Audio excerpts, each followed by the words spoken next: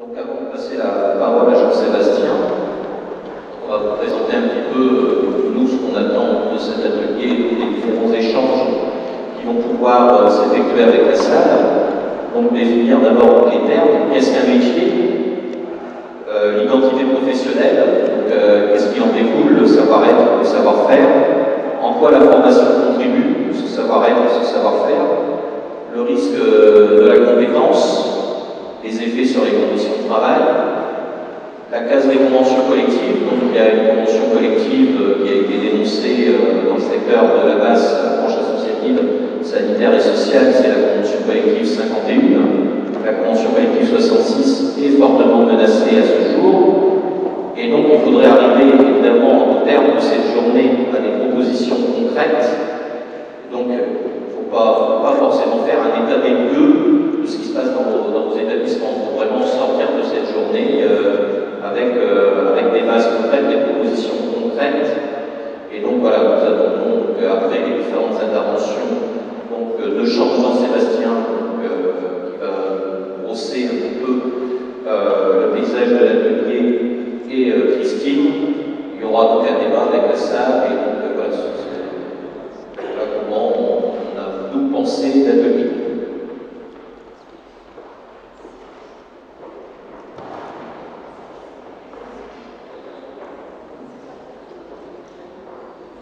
Bon, alors, on m'a demandé de repréciser un peu le cadre, notamment revenir sur quelques définitions, parce qu'il y a un certain nombre de confusions qui peuvent se faire sur la question des métiers, notamment des professions, et d'autres notions que je vais définir.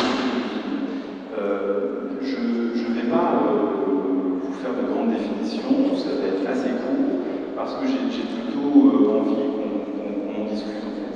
Et je vais le faire au regard des différents rapports qui ont été faits sur la réingénierie des diplômes, le rapport de la CPC, mais également le rapport de Mme Bourguignon. Et c'est plutôt comme ça que je vais du coup réintroduire les notions. La première chose, ça concerne la distinction qu'il y a à faire entre la question des métiers et la question des professions. Et pour ça, je vous renvoie tout simplement à l'ouvrage de Michel Lopez sur les parallèles du travail social, qui l'a très bien défini. C'est un ouvrage de référence. Donc moi, je vais juste emprunter quelques références de cet ouvrage. D'une part, le métier, c'est ça moi qui me semble le plus important. Le métier, c'est quoi? Déjà, à mon avis, c'est le grand oublié. Le métier, c'est ce qui va renvoyer en fin de compte au savoir-faire. Le métier, c'est le savoir-faire. C'est-à-dire qu'on se situe là du côté d'un contenu. Donc, ce sont les savoir-faire, c'est la technique, c'est ce qu'on va considérer comme étant le tour de main. Ce qu'on apprend avec le temps, c'est la question de l'apprentissage, c'est le fait, en fin de compte, de devoir expérimenter dans la durée des situations qui nous permettent, du coup, d'avoir un savoir-faire. Donc là, on est vraiment dans la question du contenu, on est dans la question de quelque chose d'assez précis, dans le détail. Ça, c'est le métier. Et puis, avec différents savoir-faire selon les métiers. Et dans le domaine, dans l'action sociale, eh bien, il y a, avec le temps, un certain nombre de savoir-faire que les professionnels ont appris à manipuler, on va dire de cette manière, à mettre en place et au cas par cas. Voilà. C'est la question de l'écoute, c'est la question de la posture, c'est la fameuse question qu'on aborde dans la formation sur la distance, etc. Et ça s'apprend, mais ça s'apprend avec le temps. Donc, c'est le premier point, on est sur du contenu, le métier, c'est le savoir-faire. La profession, les professions, on est sur autre chose. En fait, là, ça renvoie à la question d'une construction sociale. Et ça me semble important. Voilà. Les professions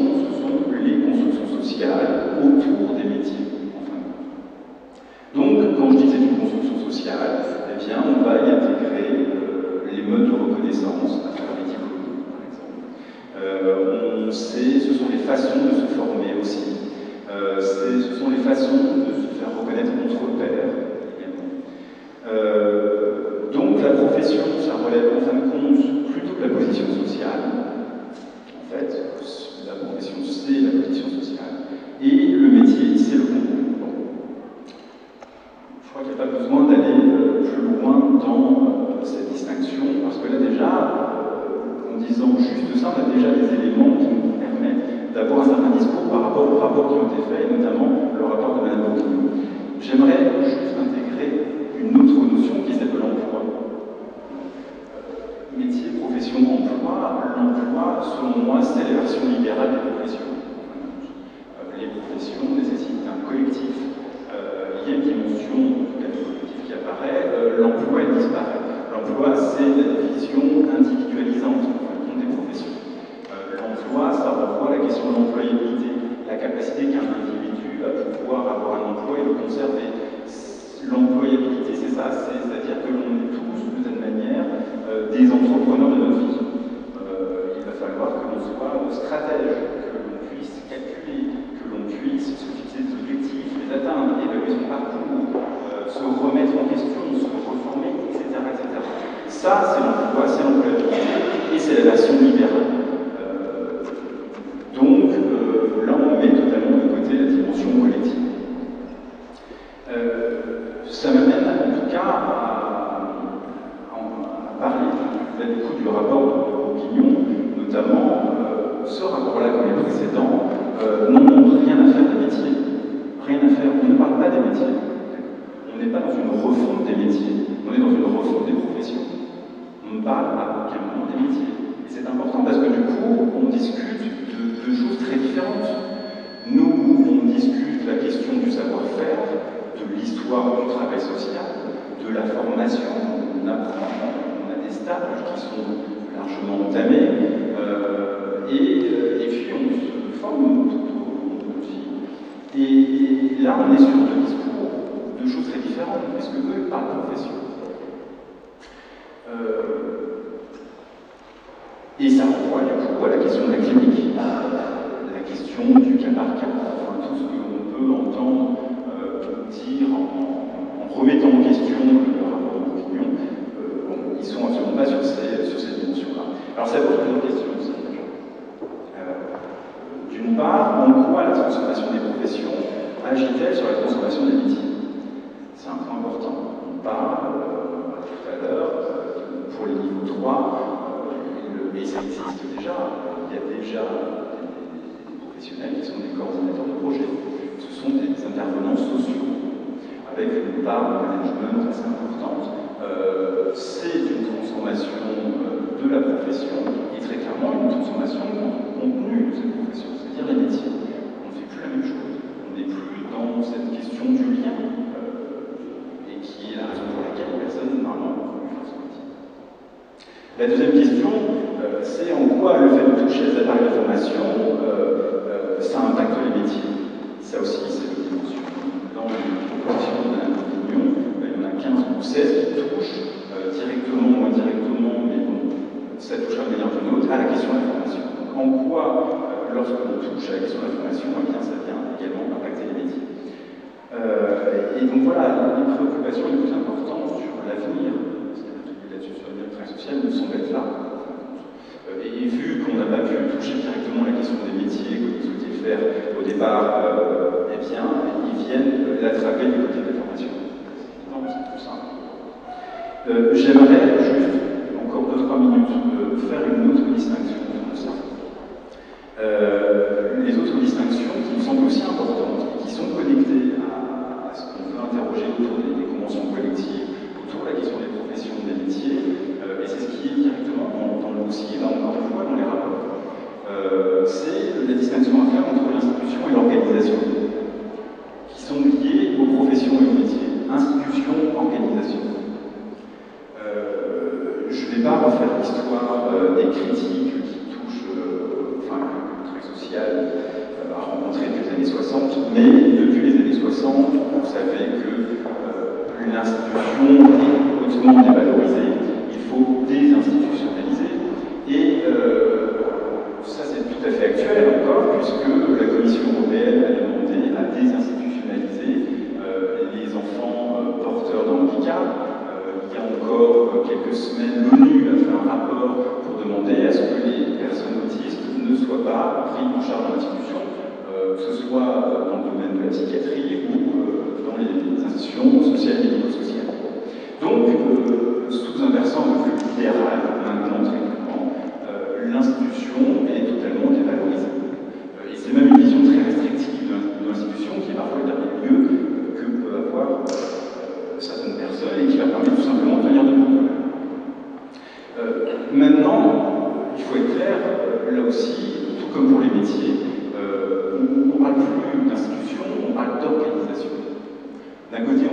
métiers, on n'en a rien à faire des métiers, on n'en a rien à faire de ce savoir-faire.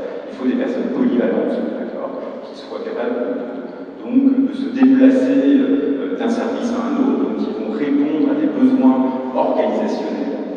Et donc ça signifie qu'on n'est plus dans le domaine non plus de l'institution, on est dans le domaine de l'organisation.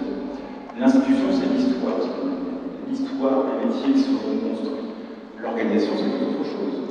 L'organisation n'a pas besoin d'histoire. On se moque de l'histoire. L'histoire, pour une organisation, c'est ici et maintenant. Et on va se projeter, en fin de compte, dans l'avenir en mettant en place un certain nombre de projets. On va, du coup, mettre en place des contrats pluriannuels d'objectifs et de moyens. Et puis, on va tenter d'atteindre les objectifs en faisant un certain nombre d'évaluations. Voilà ce que c'est qu'une organisation. Une organisation met en place un certain nombre de contrats pour avoir des subventions avec des objectifs précis. L'objectif, c'est évidemment d'atteindre. Voilà. Donc, il n'y a pas besoin d'histoire. L'histoire, on s'en fiche. L'histoire du travail social, l'histoire de l'action sociale, comment ça s'est mis en place dans la douleur, etc. On s'en fiche de ça. Et vous avez des cas assez différents. Tout de suite, on est ringard, nostalgique. Bon. Et c'est d'ailleurs ce que très clairement dit le rapport de Guillon. N'hésite pas du tout une seconde là-dessus. Il me semble qu'il fallait être moderne. C'est du coup bien défendre un discours et une logique managériale, et c'est-à-dire une logique purement gestionnaire.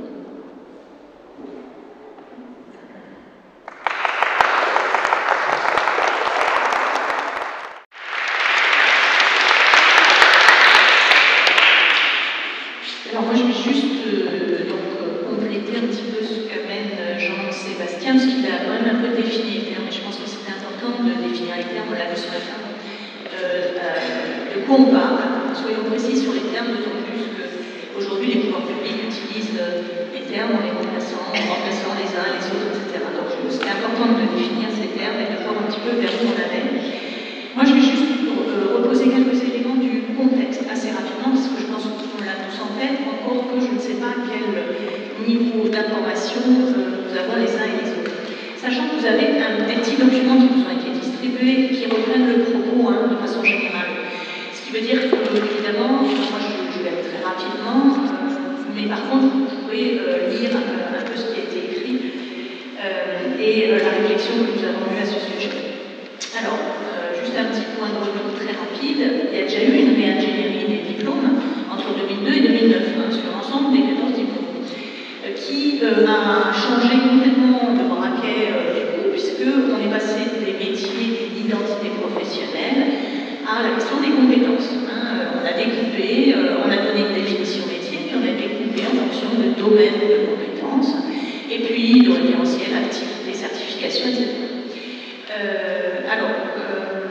C'est vrai que Jean-Sébastien faisait état du rapport Bourguignon en disant que le rapport Bourguignon amène, normalement, il était là pour recenser les discours de ceux qui n'avaient pas été entendus, sachant que peut-être que ça pouvait faire évoluer la réflexion publique. Or, on se rend compte qu'effectivement, 16 propositions sur 23 concernent à nouveau la formation des professionnels du travail social. Et que, par exemple, la question de la solidarité, la conception de la solidarité que peut avoir du coup l'État, puisque, alors ça on en a parlé ce matin, donc je ne vais pas revenir dessus, il n'y a rien dessus, il n'y a pas de référence à la solidarité, il n'y a pas de référence à des valeurs historiques du travail social et comment s'est constitué le travail social, comme on a vu ça avec la société ce matin, mais du coup il n'y a rien d'affirmé. On retourne sur la formation des professionnels du travail social. Alors pourquoi c'est affirmé? Parce que, alors déjà, les compétences, on postule du fait que le métier, ça serait égal à la somme des compétences. Voilà, on va certifier les compétences et on dit la somme des compétences égale au métier. Alors on sait bien que déjà la question des compétences et d'une certification sur les compétences et une réduction de la complexité de la réalité. C'est la première chose, donc voilà. Mais au-delà de ça, la révision 2002-2009 avait déjà entériné des glissements de tâches. Par exemple, la coordination d'équipe, l'éducateur spécialisé positionné comme coordinateur d'ARB en folie de vie, etc.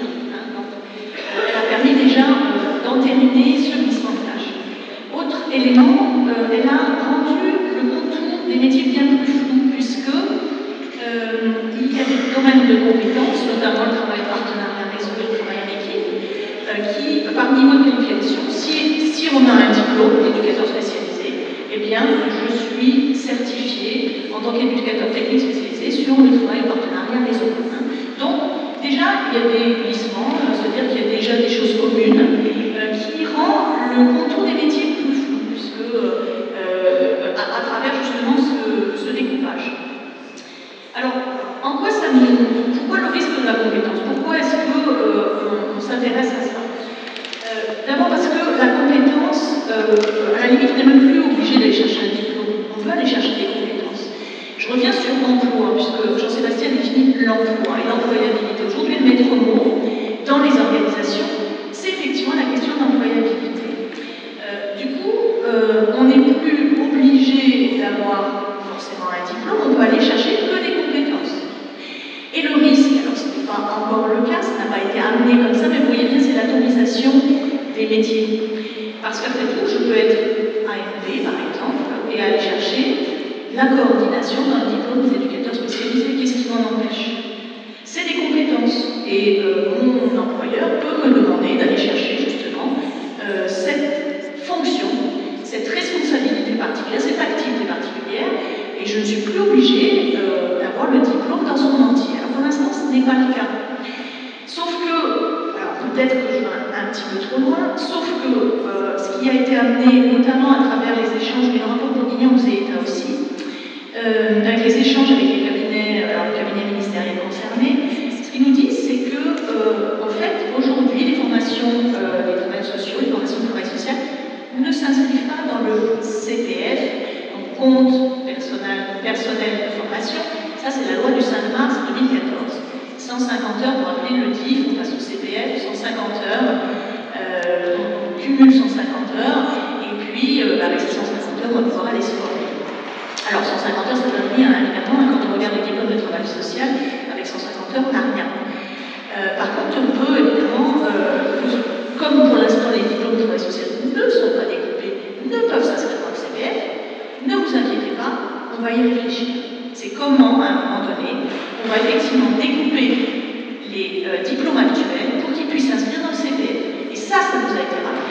S'il y a quelque chose sur lequel ils ont insisté, en nous disant « Oh, le rapport Bourguignon, c'est le rapport Bourguignon, hein, franchement », ils nous ont dit par contre, effectivement, aujourd'hui les diplômes ne s'inscrivent pas dans le CPF, mais ils vont s'inscrire. Donc, on pourrait être à la découpe, on pourrait être sur des métiers à la découpe, avec 150 heures par 150 heures, pourquoi pas. Alors c'est peut-être un scénario catastrophe, hein, je suis peut-être un peu loin, mais on peut se poser ces questions-là. Et qu'est-ce qu'on va mettre dans les 150 heures? Les pouvoirs publics, ce matin on parlait de la solidarité entre les dirigeants. Alors on parlait bien des pouvoirs publics, mais il y a aussi les organisations patronales, et puis l'État ou les collectivités sont employeurs aussi, hein, donc les collectivités territoriales ou l'État sont employeurs aussi. Et on parlait du fait qu'il y avait une solidarité, ça c'est Irena qui a amené ça dans sa conférence gesticulée, mais je trouve que c'est intéressant de voir ça. Pourquoi? Parce qu'aujourd'hui, effectivement, il y a des décisions qui se prennent entre soi. Dans cet entre-soi-là, les salariés les professionnels sont complètement exclus de toutes ces décisions. Et les syndicats de salariés aussi, hein, il n'y a pas de souci. C'est-à-dire que nous, on a un train de retard hein, par rapport à des décisions qui sont prises dans l'entre-soi. Alors du coup, les collectivités de pouvoir public et le conseil régional qui est chargé de la formation vont récupérer cette formation, notamment dans le cadre de la formation continue, et ils proposent, c'est le rapport Bourguignon, hein, développement professionnel continu qui existe déjà dans le sanitaire, qui est une façon de prescrire de la formation continue. Les salariés ont obligation de s'y inscrire. Alors, vous voyez le CPF, le compte personnel de formation, le DPC, le développement professionnel continu, la prescription de la formation continue, etc. Qu'est-ce qui gêne? Ce sont les conventions collectives et les statuts. Conventions collectives, pourquoi? Parce qu'il y a des grilles de classification et aujourd'hui, pour obtenir un diplôme, le diplôme il est référencé sur une grille. Or, aujourd'hui, effectivement, là où on veut en arriver, c'est casser ces classifications et introduire de la négociation au gré à gré, c'est-à-dire que le salaire ne serait pas constitué uniquement sur une qualification, un diplôme, mais il pourrait du coup être constitué d'une part variable. Alors ça existe déjà dans l'entreprise. Il y a des grilles particulières, il n'y a que dans le secteur social et médico-social que ça n'existe pas. Il y a des différents critères classants, ce qu'on appelle des critères classants, que sont la responsabilité, la question des savoirs, et puis des connaissances, et la question de l'adaptabilité, etc. Donc il y a déjà des critères qui existent très clairement. C'est ce qui avait été proposé dans le cadre de la révision de la 66, en 2009-2010. Et à l'époque, la mobilisation concernant cette convention, du coup, avait fait que, et puis une dissension entre la FEGAPI et le cinéaste avait fait que c'était tombé à l'eau. Mais nul doute que dans la négociation future de la convention 66, c'est le cheval de bataille de l'organisation patronale puisqu'ils sont regroupés. Casse des statuts, c'est pareil, c'est-à-dire qu'aujourd'hui, alors, vous n'êtes pas sans savoir, évidemment, je ramène, mais après je vais arrêter parce que le but c'est que vous puissiez intervenir ensuite. Mais dans le cadre de la fonction publique, il y a eu d'abord la révision générale des politiques publiques, c'était 2007, c'était effectivement un fonctionnaire sur deux par remplacé, etc. Donc voilà, on réduit la masse salariale, on réduit voilà. La modernisation de l'action publique, donc ça c'est le gouvernement actuel, où on est aussi sur comment on réduit le coût de la masse salariale. Alors, on ne réduit plus forcément la masse salariale, mais on va réduire le coût. Alors, comment on réduit le coût? Eh bien, à un moment donné, on va effectivement avoir recours au CDD, par exemple, ou au CDI administratif, ce qu'on appelle les CDI administratifs. Sachant que, évidemment, ces contrats, ces personnes qui sont sur ces contrats-là, ne sont plus des fonctionnaires et n'ont plus, évidemment, les avantages des fonctionnaires. Mais c'est aussi, du coup, le PPCR, donc le parcours professionnel, carrière et rémunération, on a amené le fait, et Valls a amené le fait qu'on allait peut-être revaloriser les diplômes de niveau 3 au cadre A, dans la fonction publique. Alors, c'est pas que, évidemment, les fonctionnaires du travail social, là, ça touche tous les fonctionnaires, mais quand on voit avec revalorisation de salaire, c'est pas grand-chose, donc déjà c'est cette question-là, puis surtout, qu'est-ce qui va être, ça va être quoi le donnant-donnant, puisqu'on est dans du donnant-donnant, et quand on voit ce qui s'est passé pour les infirmières, où l'intégration au statut de cadre A a amené un allongement des carrières, etc. Donc, ne nous leurrons pas, le but, ce n'est absolument pas à un moment donné, la question de la reconnaissance, c'est effectivement et qu'est-ce qu'on demande en échange par rapport justement à cette revalorisation. Voilà, donc je crois que c'est un chantier qui est transversal, c'est-à-dire qu'il faut aller le regarder de tous les côtés. Parce qu'autrement, si on ne reste que sur la case des métiers, pourquoi la case des métiers? Et si on ne regarde pas dans une transversalité, on va louper, je pense réellement, ce qui se trame, parce que c'est bien plus large que ça. Les autres ateliers, même si on n'en parle pas ici, vous voyez bien que l'autonomisation des territoires, le fait que les compétences, à un moment donné, elles vont être dévolues sur la métropole, etc., c'est aussi une façon d'attaquer ce truc-là. Il y a bien une transversalité là-dedans, il n'y a pas que la question du métier d'un côté, la question des conventions collectives, il y a bien la question des territoires, et on voit bien qu'il y a une transversalité dans l'ensemble des secteurs. Voilà, je m'arrêterai là parce que le but c'est que vous puissiez participer, et effectivement, le but de cet atelier, c'est au-delà des constats, des réflexions, des questions qu'on se pose, c'est du coup comment on avance pour nous créer du réseau et de la solidarité entre nous, puisque le réseau et la solidarité, il est déjà de l'autre côté, et ils ont en plus un point d'avance sur nous.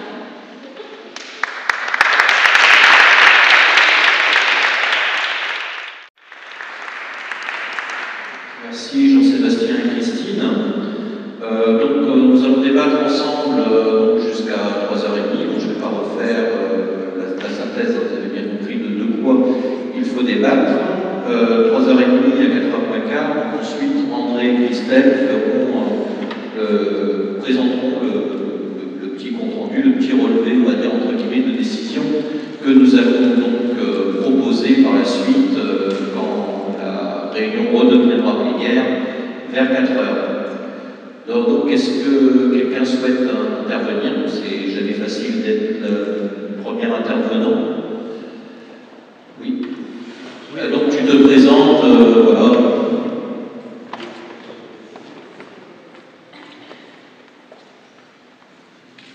Oui, Éric de Moyel, je suis formateur dans un institut de formation de la région à Montrouge, à l'IRTS de Montrouge.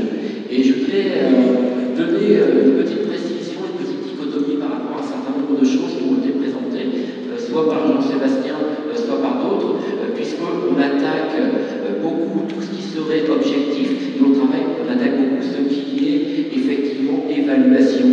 La dichotomie que je voudrais introduire serait la suivante, c'est qu'on les attaque au nom de la manière dont elles sont portées. Mais en soi-même, l'évaluation ou les objectifs ne sont pas à critiquer. Et donc, si nous avons une plateforme commune revendicatrice, c'est de ne pas confondre les termes. C'est un peu comme si on voulait jeter le bébé avec l'eau du bain.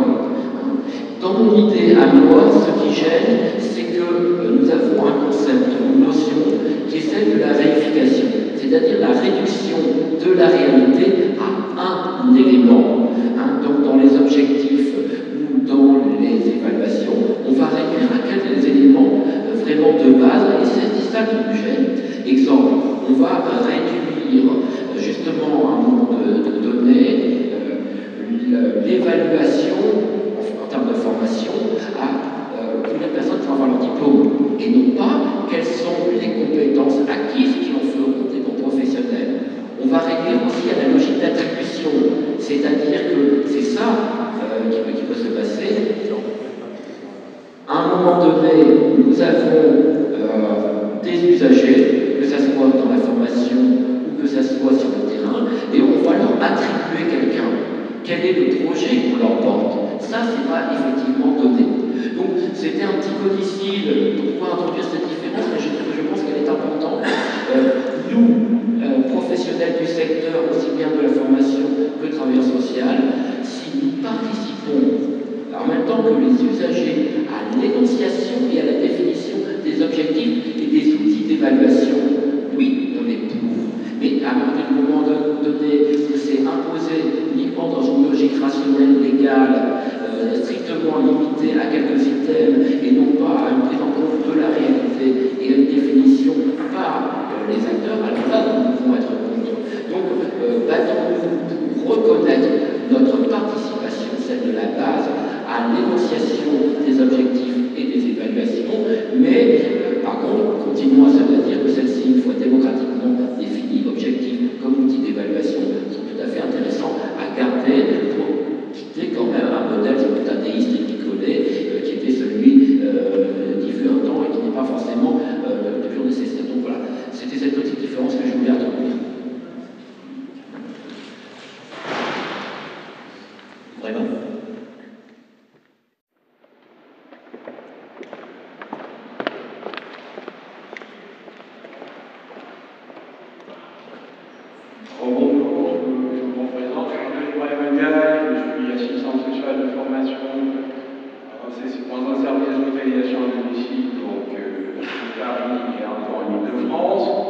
Par ailleurs, je suis également titulaire d'un café Louis depuis 5 ans. Je salue l'initiative de cette journée, je l'ai dit en off, comme on dit. Je le redis aussi parce que c'est une manière un peu sans rentrer dans une polémique, mais de rester dans un débat constructif. Et je pense que ce qui a été dit tout à l'heure, notamment sur les métiers, nous renvoie un peu sur le cœur de notre lutte. Et je me mets vraiment complètement en porte-à-faux avec ce que vient de dire le camarade formateur, parce que tout simplement, c'est comme si on n'avait pas tenu compte quand même de ce qui a été dit par rapport à... Parce que le décret du PDF quand même, depuis je crois 2009 c'était dans en Normandie, je ne sais plus, où il y a des courses de chevaux célèbres, je ne sais plus. Le numéro 2 du PDF, qui était quand même réputé pour casser tout ce qui était droit social et héritage du Conseil national de la résistance, voulait avec Parisot pour que dans les entreprises, avec Sarkozy à l'époque, on valorise les compétences au détriment des métiers et des qualifications. Ça, c'est la première remarque. Et pour dire simplement que quand tu nous dis que l'évaluation peut être objective, c'est un oxymore, c'est pas possible. En 2004, je suis dans un établissement qui est très en pointe vis-à-vis de ça. J'ai participé avec des groupes de travail sur l'évaluation. J'ai fait mon mémoire de Caférus sur l'évaluation. Pour te dire que l'évaluation, c'est un fourre-tout où, justement, les responsables d'établissement aujourd'hui, avec le cycle, avec la loi de 2022, avec la mutation et les enjeux sur le travail social qui sont en train de se mettre en place, avec la mise en concurrence des URTS, ça aussi il faut le dire, parce que les centres de formation qui donnent des gens, qui forment des gens, qui sont qualifiés, qui ont un positionnement professionnel, qui peuvent rappeler l'historique des métiers, un travail de qualité, sont aujourd'hui fragilisés, sont obligés, avec les donneurs d'ordre, Christine l'a dit, Zerino, avec évidemment ce entre-soi qui fait que les gens concernés sont écartés et les régions ne financent plus les formations. Et du coup, on se retrouve avec des appels d'offres qui font que l'Europe devient en tout. Et pour te dire, mon cher camarade, qu'une évaluation objective ne peut pas être possible, Tsipras avec la Grèce l'a voulu. Je prends cet exemple. Pourquoi? Parce qu'on ne peut pas réformer l'Europe en restant dans l'Europe et dans l'euro. C'est pas possible. Donc pour moi, permets-moi de te dire que si on parle d'évaluation, ces outils-là, je pense que c'est venu du monde anglo-saxon. Au Canada, je ne vais pas faire l'historique pour faire tout. Ça a créé des burn-out, ça a créé des difficultés possibles, parce que c'est tordu, parce qu'on rentre, il faudrait peut-être un psychiatre, un travail pour le coup, ou un sociologue travail intervienne là-dessus, pour dire simplement que non, réfléchissons souvent justement les éléments de langage, les tableaux de bord de la direction que je suis, ça ne t'a pas échappé, responsable syndical, je suis au CE, tous les mois je suis amené également à discuter, à parler de tableaux de bord au niveau des silos, au niveau du comité d'entreprise. Ils utilisent les mêmes éléments de langage pour dire on va évaluer ce même discours qui se reproduit au sein de la formation. Moi là-dessus, je dis que attention quand on commence à soi-même être formateur, si soi-même on est formateur, et qu'on commence à valider ces outils qui aujourd'hui mettent en souffrance des sociologues formés de haut niveau qui défendent une certaine qualité de travail. Et je renvoie pour le coup, je ne me lasse pas de le répéter, quelqu'un comme Michel Berthaud à l'IRTS de Nancy, que j'ai eu le privilège d'avoir comme formateur, quelqu'un comme Michel Pirlet, quelqu'un comme Michel Chaudière, qui intervient, tous ces grands sociologues et professionnels qui sont encore les gardiens du temple, en tout cas, qui font souvent des conférences sur l'appel des appels.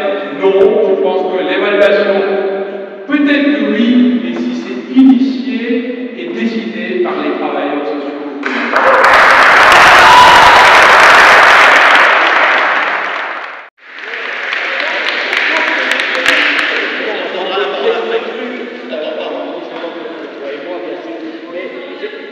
Pour faire quand même un petit élément de départ, on est arrivé.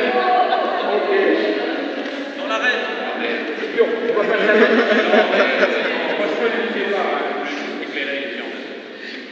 Donc effectivement, on ne va pas rester sur ce thème-là qui était qu'un élément, mais il me semblait effectivement avoir été relativement clair, parce que ta conclusion, tes deux dernières phrases, étaient bien là-dessus, c'est-à-dire que ce que tu disais à la fin, il faut que ça soit défini conjointement par l'ensemble des travailleurs. Or, mon propos était bien le suivant, c'était bien de dire il faut que ça soit défini par un ensemble de personnes, et à défaut d'objectivité, c'est l'intersubjectivité qui vient, puisqu'il y a une décision commune, définir et vers quoi on crée du commun, et malheureusement ça s'appelle des objectifs, et vers quoi on mesure l'écart entre le projeté réalisé et qui s'appelle une évaluation. Donc voilà, mon propos, pour le redire, était bien de dire du moment c'est communément arrêté, et il me semblait que c'était là aussi où tu avais finalisé ton propre propos.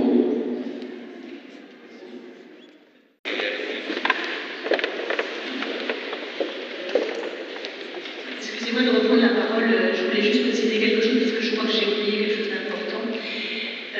Aujourd'hui, il ne faut pas oublier que les diplômes de niveau 5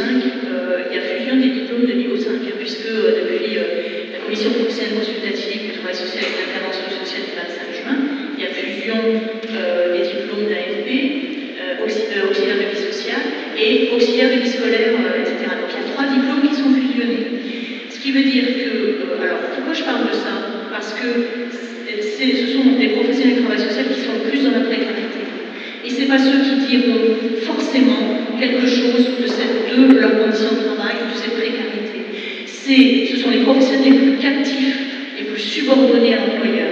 Et si on doit se mobiliser, nous, ceux qui ont un niveau de points, les éducateurs spécialisés, etc., ou les niveaux 4, il faut qu'on se mobilise pour nos collègues de niveau 5. Parce que c'est eux qui vont être conformés à l'institution, normalisés dans leur comportement, parce qu'ils n'auront pas cette possibilité, à un moment donné, vraiment, justement, d'amener toute cette réflexion à cause de la précarité, de leur précarité. Donc, je pense que la question de l'identité professionnelle va se poser à partir du moment où on fusionne 3 diplômes. Si je n'ai pas une identité professionnelle affirmée, ça va être compliqué de dire où je suis inscrit, dans quel dispositif et pourquoi ça fonctionne pas. Et du coup, cette conformité dont on a parlé ce matin, elle s'appliquera et elle va s'appliquer sur ceux qui sont le plus dans la précarité. Et donc, je pense que c'est à nous de nous mobiliser aussi pour nos collègues de niveau 5.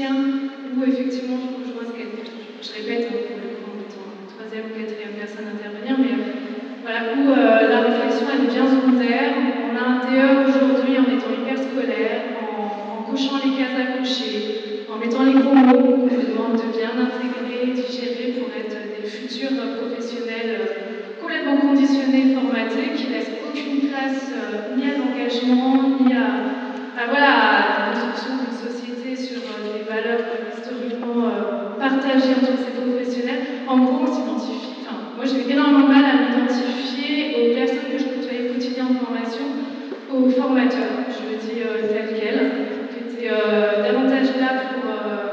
je l'ai vécu comme ça, j'ai pas envie de généraliser, mais pour appliquer un programme pur, dur, laissant peu de place à autre chose. Et du coup, je pense que la journée d'aujourd'hui, enfin dans les pistes, je pense que le constat, tout cela se fait un petit peu tous d'accord sur les grandes lignes, mais ça serait vraiment de mener d'abord la lutte aussi sur les sites de formation, parce que vraiment tout est en train de se jouer là. Et moi j'avais bien les poules là, il y a 2 ans quand on a monté la coordination nationale, je regarde Sylvain avec le duc. Mais j'avais vraiment bien les poules que dans certaines villes, dans certains instituts de formation, c'était le néant, quoi. Et je pense qu'il faut qu'on réinvestisse ces lieux-là. D'autant qu'il faut savoir que le public qui aujourd'hui se présente pour être formé à être éducateur, j'ai l'impression qu'en peu d'années, ça n'est plus le même. Il faut savoir qu'avec la fin des AFF, enfin de la fin de formation, je dérive un peu, mais je trouve que ça va avec la fin de l'allocation de fin de formation, c'est plus le même public. Aujourd'hui, on a de très jeunes gens qui viennent là pour faire des études, qui n'ont pas forcément... on peut être jeune, mais pas forcément mature. Et du coup, on a aujourd'hui un âge moyen... une moins grande quantité et sociale et d'âge qui fait qu'on a l'impression d'être en post-lycée et ce qui guide souvent les collègues qu'on retrouve en formation, c'est la bonne charité. Non mais sans caricaturer, mais quand même quoi. Il y a une réalité en fait de manque d'engagement et de politisation et même des trucs un peu puants qui sont en train de se passer dès l'école en fait. Voilà. Et les professionnels, on vous y voit pas. Enfin, il y a ça aussi. C'est que les professionnels engagés, qui auraient des choses à transmettre, je ne sais pas où ils étaient. Enfin, il y a un peu une démission, en fait des professionnels qui oublient de transmettre les valeurs du métier. Donc voilà.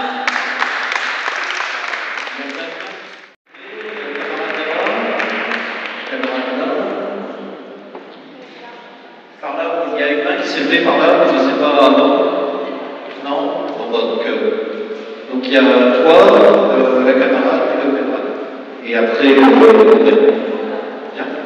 excuse-moi, je ne sais pas comment tu t'appelles. Et Guy, je t'ai dit aussi. Alors je voudrais ajouter un petit point sur la transformation des métiers. Effectivement, il y a cette remise en question des acquis conventionnels, également de la formation initiale, de la formation continue à terme, dans une logique de flexi-sécurité. C'est dans ce modèle-là qu'on doit s'inscrire. Mais il y a également une modification de nos pratiques et de nos métiers par les modalités de financement de nos structures. Ça veut dire qu'aujourd'hui, le secteur associatif, le secteur social, est plongé, enfin, comme dans le privé, on voit des OPA, on voit des fusions, des absorptions, des plans de licenciement. Cette logique-là, elle transforme radicalement nos métiers. Ça veut dire que nos directions, qui sont souvent dans un entre-soi, qui sont de plus en plus dépolitisées, qui n'ont plus le sens des valeurs de nos métiers, qui sont juste dans une logique de rechercher des fonds à gauche à droite, participent justement à cette transformation de nos compétences, de nos métiers, et on n'est plus au service de nos publics de la même manière. Ça veut dire que par exemple, le Fonds social européen, qui va financer une partie du secteur associatif, nous impose en fait de donner des grilles, des informations sur les usagers qui vont permettre de mettre en concurrence ensuite des structures par une mode d'évaluation des réductions d'exemples. C'est-à-dire que le FSE, l'Europe qui finance le secteur associatif, participe à la mise en concurrence des structures, car une partie du FSE en 2016-2020 va être calculée par variable. En parallèle à ça, on demande aux équipes d'aller chercher des fonds à gauche à droite. C'est-à-dire qu'on va faire des projets annexes, des projets connexes, qui sont des fois en lien avec notre activité initiale, mais des fois qui sont complètement à côté. Mais on va chercher 15 000 € par-ci, 20 000 par-là, on répond à l'appel à projet de la région, du département, et ainsi de suite. Pendant ce temps-là, on met ce projet-là, on est plus sur notre mission initiale, on commence déjà à aller ailleurs. Et un autre axe, c'est, ce que j'en parlais tout à l'heure, c'est le fait aussi que les financeurs vont nous mettre en concurrence les uns avec les autres, avec des modalités d'appel à projet. Je pense que l'appel à projet, en soi, c'est la pierre angulaire de la place du secteur social Aujourd'hui, on a des financeurs qui sont complètement variés. La ville, le département, parfois la région, les départements. Il va falloir aussi qu'on puisse dire oui, le social est une priorité en cette période de crise. Oui, le social doit être dans une zone en dehors de l'austérité. Oui, les coûts économiques ne sont pas à faire sur notre secteur. Parce que si on laisse notre secteur, on laisse le faire à qui? Au communautarisme. C'est ça aussi qui se développe dans les quartiers la plupart du temps. Et il va falloir aussi renforcer, et là je fais une petite diversion, parce que là on parle de nos métiers, mais il faut aussi parler des usagers. On est dans une logique aussi pour que les usagers puissent tendre leur autonomie. Et quand le travail social n'est plus au service de nos publics, il va falloir réinventer quelque chose. Donc peut-être utiliser les méthodes professionnelles qu'on a pour construire des outils d'émancipation tels que ça existait auparavant pour des postes de travail, des centres sociaux autogérés, faire du soutien scolaire en direction des quartiers populaires, parce que l'enjeu est là. L'enjeu est de comment on peut toucher les quartiers populaires et comment on peut utiliser nos méthodes de travail dans une logique d'émancipation. Alors si le social devient un business social, autant l'enterrer définitivement et construisons quelque chose d'autre avec des outils autogestionnaires et de solidarité de classe. Voilà, on en est pas encore là, mais va falloir aller loin dans la vie.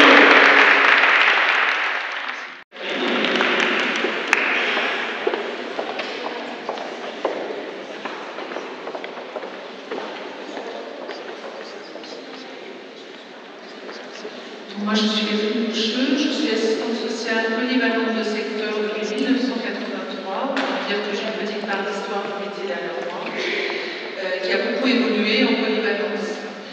J'ai demandé à intervenir pour faire une alerte. D'abord, je ne pense pas qu'il y ait uniquement les niveaux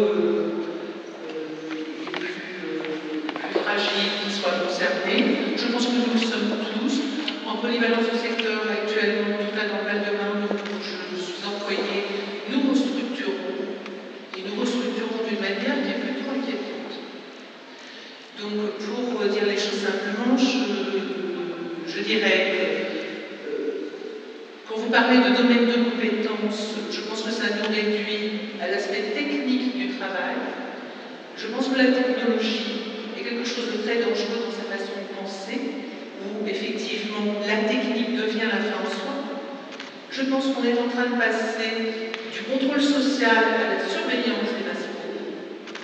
Je dirais aussi que nous sommes en train de mettre en place en polyvalence de secteur un service social désincarné, où on fonctionne par fiche et par fichage.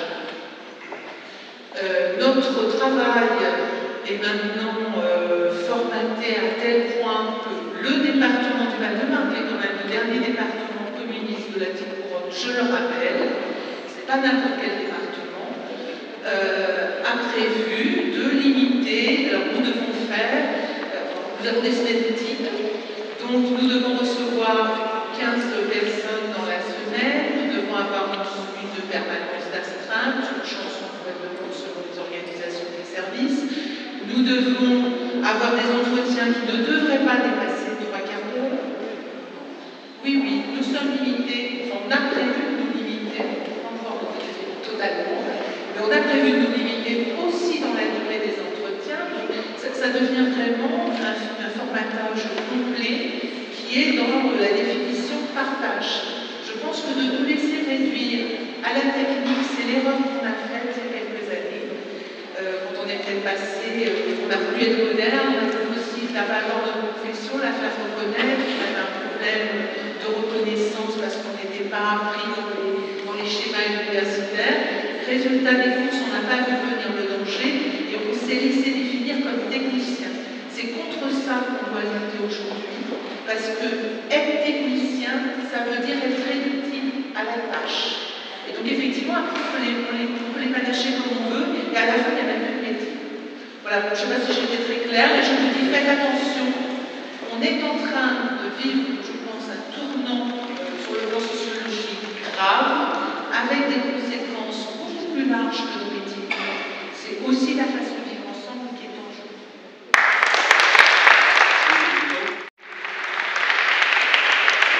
Ça doit.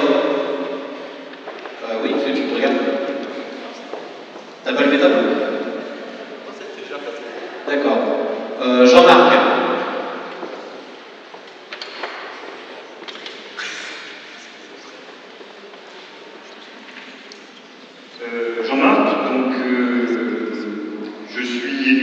des enfants, éducateur spécialisé et formateur. Pardon? Oui, les EJE c'est super, les ES c'est super, et les AS c'est super, et les niveaux 5 c'est super, et ce qui est super c'est de faire cause commune. Hein, voilà, j'ai un petit peu de recul, moi je parle là surtout avec Avenir Éduc, pas à la place mais avec, et ce qui est important, ça a été rappelé par plusieurs intervenants, ce qui est important c'est ça, c'est de faire cause commune. Hein. Et quand je parle de cause commune, c'est les différents niveaux, ne laissons pas les niveaux 5, effectivement, être comme ça, atomisés. Ne laissons pas non plus les étudiants sans éclairage, il y en a ici et c'est très bien, il n'y en a pas assez, mais il y en aura peut-être sûrement plus dans l'avenir. Et mobilisons aussi les formateurs et les professionnels. Le propre d'Avenir Éduc, c'est de faciliter cela, de ne pas parler à la place des autres, mais d'aider à repérer ces visions, d'avoir une vision globale, à aussi coordonner les luttes, et il y en a grand besoin. Je crois aussi que peut-être ce qu'on ne mesure pas, c'est le pouvoir d'action que l'on peut avoir. Hein, tant qu'on n'a pas essayé, évidemment, on imagine que c'est impossible. Mais c'est possible. On l'a montré dans le passé, il ne faut pas se réjouir, bien sûr, très vite. Je crois que Jean-Alex a bien montré que le rapport Bourguignon, sous une coquille de préservation des métiers derrière, il y a bien sûr une casse de la possibilité d'exercice de ces métiers, et une casse en particulier des identités. Moi, j'ai un petit peu de recul et d'expérience sur les identités. L'identité de base, EJE, ce que est très importante, et ça n'empêche pas la transformation. Par contre, si on n'a pas un socle de base, c'est ça qu'on apprend aussi aux EJE, hein, c'est de voir l'importance de la petite enfance. Si on n'a pas de socle de base, on est comme un château de sable et on repose sur rien, et donc on est corvéable à merci. Donc ce qui est important comme message, on a envie, nous, de porter, et de porter, pas tout seul mais avec vous, c'est que c'est à nous de choisir une certaine orientation du travail social, c'est à nous de choisir, c'est à nous de construire nos solidarités, parce que comme l'a dit Christine, du côté des décideurs, du côté des patrons du social, ils savent, comme toujours, bien mettre à l'œuvre cette solidarité. Je crois que si on s'installe dans la cage de l'évaluation, c'est fini. Donc il faut absolument refuser cette installation, et ce n'est pas de la naïveté que de croire que c'est possible. Je crois que ce n'est pas de la naïveté.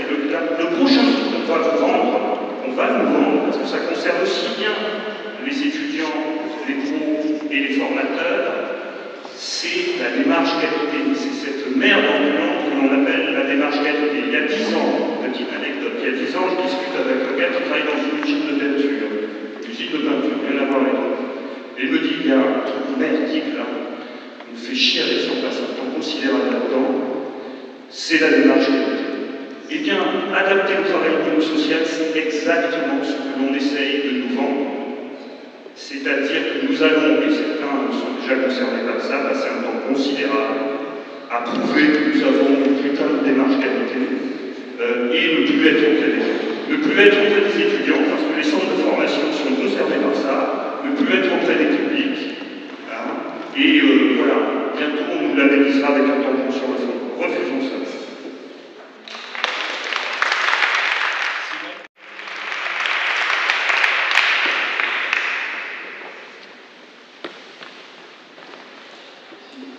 Bonjour, moi j'en ai juste une petite couche, c'est une illustration rapide de tout ce qui a été dit jusqu'à maintenant. Donc moi je suis Simon, je suis un assistant social de base de polyvalence de secteur dans un quartier dans le 19e arrondissement de Paris. Juste pour vous prévenir qu'à Paris il y a une réforme politique qui est en cours et qui s'appelle le nouveau Paris solidaire. Donc sous ce joli nom, nous au SUPAP, donc je suis au FSU, je ne parle pas pour la FSU, je vous indique que voilà, la FSU, on a trouvé une petite formule qui dit de déconstruire ça, on dit nouveau Paris solidaire, aussi avec ses agents. Et puis on pourrait décliner aussi avec d'autres. Et en fait, il n'y a pas du tout de solidarité dans ce projet, c'est un leurre, c'est des grands projets qui se présentent comme novateurs, comme solidaires, mais c'est surtout des restructurations, des mutualisations, la réduction de la masse salariale, réduction du coût social. On voit qu'il y a de moins en moins de prise en charge hôtelière, de moins en moins de contrats jeunes majeurs, un service jeune majeur, service qui se dit éducatif, et je discutais avec une collègue qui me disait qu'il n'y avait rien d'éducatif, il fallait juste que les jeunes à 21 ans y dégagent, qu'ils soient insérés. Et donc, voilà, la grande inquiétude sur les années à venir, c'est que la direction, les directeurs à Paris, ils veulent se pencher sur le sens de notre métier. C'est-à-dire qu'ils veulent travailler sur ce que c'est que le cœur de métier, récupérer par exemple 60% du temps de travail d'une éducatrice à l'ASE, parce que finalement, elle pourrait travailler mieux, plus efficacement si on gérait mieux ce qu'elle fait. Et également, je confirme que les directeurs et tous ceux qui pensent pour nous utilisent notre vocabulaire comme la perte de sens. Alors, ils disent vous avez perdu le sens, on va le retrouver à votre place, ne vous inquiétez pas. Et l'évaluation, c'est nous qui évaluons les situations sociales. Et en fait, on tout ça. Bref, donc je confirme bien qu'il faut s'unir. On s'est rencontrés ici, on établit des contacts, et je pense qu'on va trouver des actions très originales grâce au collectif, grâce au syndicat, qui vont soutenir financièrement, je pense, les luttes. Merci beaucoup.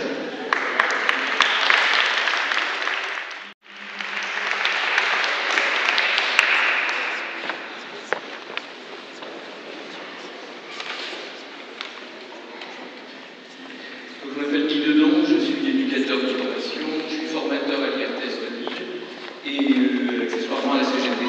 Première, je le dis parce que je le dis parce que ça cadre avec ce que je vais dire maintenant. En fait, je suis un peu étonné, moi je viens pas, je suis pas venu à un meeting dans lequel je voudrais dire écoutez, il y a un truc super, applaudissez-moi parce que je dis qu'avant c'était mieux. Moi j'ai toujours un peu dit à mes collègues que j'en avais assez des réunions pour se dire avant c'était super bien, avant la réforme, les étudiants ils étaient vieux, il n'y avait pas de compétences, on parlait pas de compétences et ils étaient super forts. C'est totalement parcellaire et c'est de la banalisation qui n'a, à mon sens, pas d'intérêt. Je peux vous dire que la réforme telle qu'elle est aujourd'hui, avec les étudiants avec lesquels je travaille maintenant que moi, il y a des jeunes qui ont 18 années qui sont extraordinaires, très impliqués, militants et qui sont d'excellents professionnels. Et il y a des gros blaireaux qui viennent que des diplômés en 82 et qui sont pas bons. Donc voilà.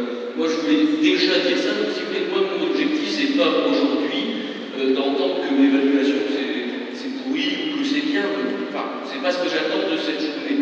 Donc je faisais cette parenthèse là pour dire que ce que moi j'attends d'aujourd'hui, mais depuis longtemps, c'est qu'est-ce qu'on fait. Bon d'accord, il faut se réunir et tout ça. Mais pendant que nous le disons, les autres le font. Ce matin j'ai parlé de Soko, j'ai parlé du MOVE, j'ai parlé peut-être. Mais vous ne pensez pas qu'ils sont tous d'accord sur devenir des patrons nouvelle formule? Si vous les interrogez, il y a encore des gens au DG qui ont des valeurs, des vieilles valeurs anciennes, et puis qui tient, mais qui est quand même au MOVE et qui est quand même un Soko. Et ils ne discutent pas en public de dire ouais en fait c'est de la merde, tel aspect de la logique libérale, etc., qui se le disent peut-être entre eux, mais pas avant nous. Donc, moi, ce que je voulais dire, c'est quand Christine dit qu'ils ont un train d'avance, ils n'ont pas un train d'avance, ils ont des années-lumière d'avance sur nous, mais pas sur le fond, pas sur les idées, puisque nous, on a des idées, mais en tout cas sur la manière de les communiquer. Et donc, on a déjà fait le constat, l'urgence, ce serait d'établir ensemble au moins un vocabulaire commun. Donc, si c'est pour, parce que moi je rentre chez moi tout à l'heure à Lille, demain je dis à mes collègues, super journée, état généraux alternatif, que vous avez dit, que l'évaluation c'est pas terrible, que l'évaluation c'est bien, qu'il faut faire attention et que demain ce sera pire et que c'était bien mieux avant. Oui, merci, on aura tous perdu notre temps. Donc, moi, mon objectif, excuse, je suis un peu. Je préfère dire ce qui m'intéresse. Donc, le travail en disons, c'est celui de la communication. Donc, moi, je pense qu'on n'a pas le temps de discuter ensemble du bien fondé, de ce que chacun dit, et même sur les métiers, on a déjà eu l'occasion d'en discuter entre professionnels de la profession de formateur, avec des pros, donc Christine, qui connaît tout du métier. Dès qu'on discute de la compétence, ça prend déjà déjà des heures. Ah, tu penses ça? Ah oui, donc vous voyez, c'est pas un truc qu'on peut balancer en disant que la compétence c'est de la merde. C'est pas vrai. C'est des trucs qui doivent s'élaborer et à si public, si possible, pas en public, je veux dire, hors du discours commun. Donc, on n'a plus le temps de faire ce travail-là, on peut le faire plus tard. Moi, je pense que l'urgence, c'est de créer un espace commun, eux, ils vont appeler ce ou appelons-le comme on veut, dans lequel on est unis pour défendre les métiers, défendre le travail social, ce que vous voulez, mais pas d'en discuter. Et donc, ça passe par la communication. Donc, si on est capable de dire qu'il y a un tas de gens qui se sont réunis, des formateurs, des éducateurs, des EJ, des AFP, etc., pour défendre les métiers, c'est le seul message qu'il faut pour moi. Et si on élabore dans des espaces différents, des vocabulaires communs ou des choses comme ça ne ressemblera à rien. Voilà, je voulais dire ça parce que ça me semble être la priorité. Si je repars demain ou après-demain ou dans 10 jours et que je reviens là, si Bourguignon vient le 2 novembre, j'espère qu'il viendrait nombreux, et que je me lève pour dire ouais, en fait, bon, j'aurais perdu mon temps. Ouais, je me suis peut-être pas obligé de me notifier quand même.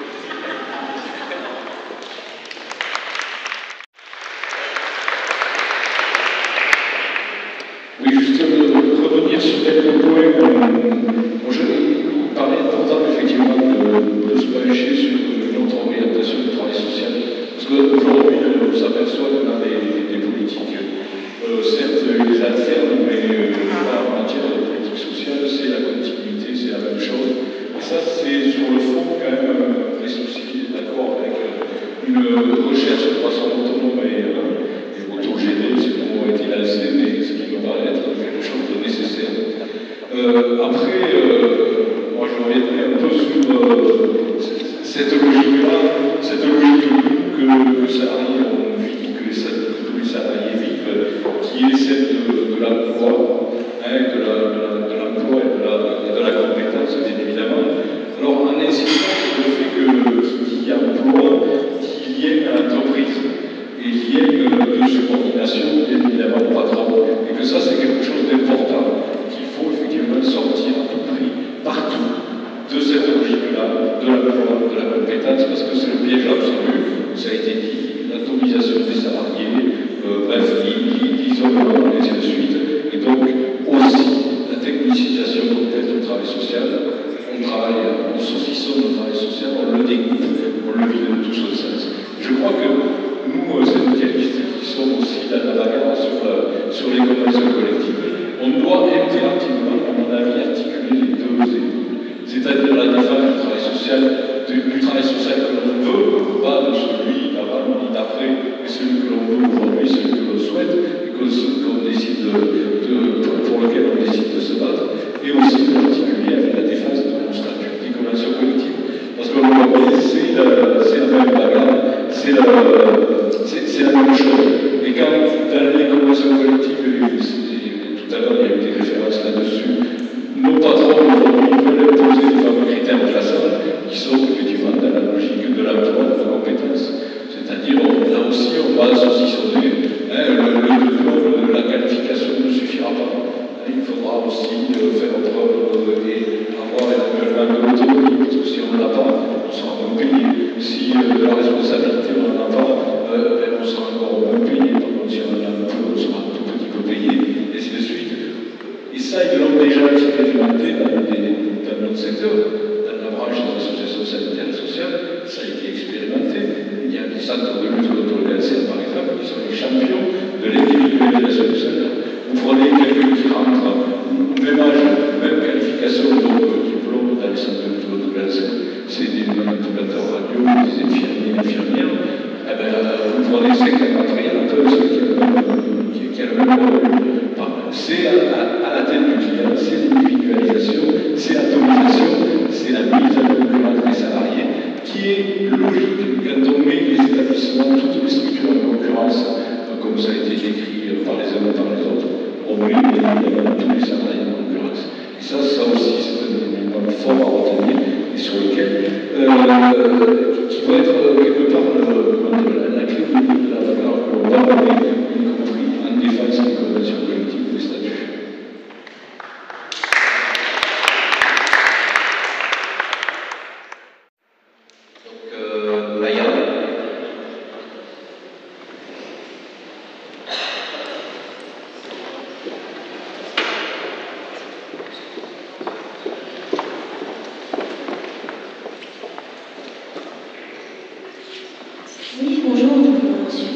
Maya Bergera, négociatrice de la Convention collective 66, entre autres.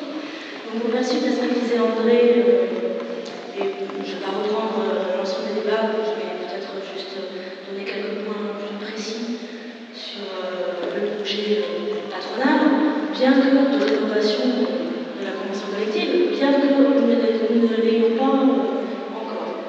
Donc c'est clair, c'est comme les dernières tentatives de révision, c'est un consentement aux rémunérations. Alors je dis ça comme ça, c'est un peu provocateur, mais c'est-à-dire qu'ils vont augmenter probablement le début de carrière pour notamment les niveaux 5, mais on s'aperçoit, quand on avait fait les grilles comparatives à l'époque, Sud et la CGT d'ailleurs, que assez rapidement, les grilles s'inversent, les courbes s'inversent. Donc en fait, par exemple sur les XP, c'était monstrueux la perte de salaire sur l'ensemble de la carrière. Je ne me rappelle plus, on était à de l'ordre de 150 000, 200 000 euros. Enfin, ça paraît même presque incroyable quand on se le dit comme ça, mais c'est vraiment la réalité. Après, donc, bien sûr, la question des congés, 10 supplémentaires. Donc là, ils ne l'ont pas annoncé officiellement, même d'ailleurs, ils le démentent, mais il se trouve qu'un jour, une des représentantes du syndicat employeur donnait une interview avec un journaliste et on avait un négociateur de la convention qui était juste à côté, donc il l'a entendu le dire. Enfin, voilà, non seulement les négos, enfin, ils vont nous proposer les mêmes choses qu'il y a 5 ans, mais en plus de ça, il n'y a aucune transparence ni ce qu'on peut appeler la loyauté dans la négociation. Donc voilà, ça paraît vraiment mal engagé, beaucoup plus compliqué et même plus vaste, puisqu'il y a tout ce que tu disais tout à l'heure sur la carte des métiers, classification, individualisation. Enfin, voilà, c'est assez triste, surtout quand on voit les derniers résultats de l'étude de l'enquête Technologia sur, pour expliquer la hausse des arrêts maladie et de la sinistralité en général, puisque notre régime de prévoyance était déficitaire plus rapidement que prévu.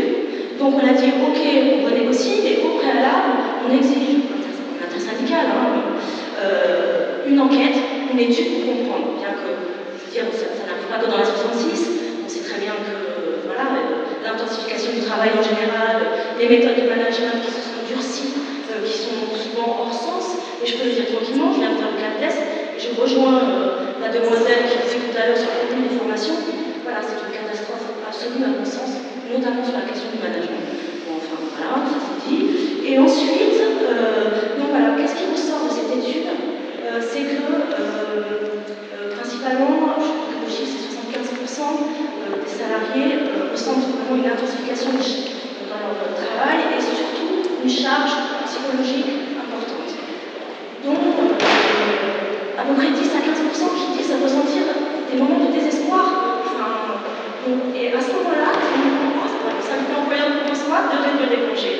On transfère à la Sécu, finalement, les risques produits par les conditions de travail. Enfin, c'est la Sécu qui va payer, finalement, encore une fois, ces conditions de travail absolument dégradées. Donc la question du sens, bien sûr, ressort pour pas mal de choses. On va communiquer assez rapidement sur l'étude, et voilà. C'est ce que je voulais dire.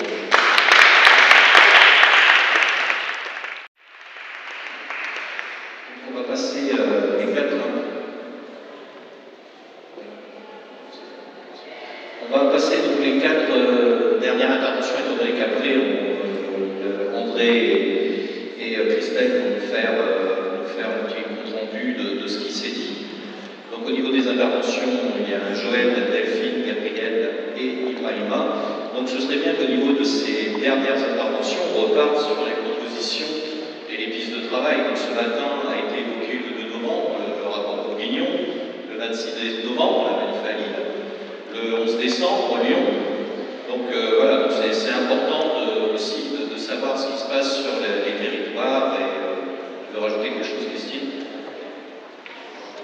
Je rejoins juste ce que Guy a amené cette question-là. Je crois que le but de cet atelier, c'est de créer du réseau, c'est de créer effectivement des mobilisations comme on le sait sur les territoires. Parce qu'on est sur le constat globalement, on se retrouve, on est entre nous là pour le coup, on se retrouve sur les constats.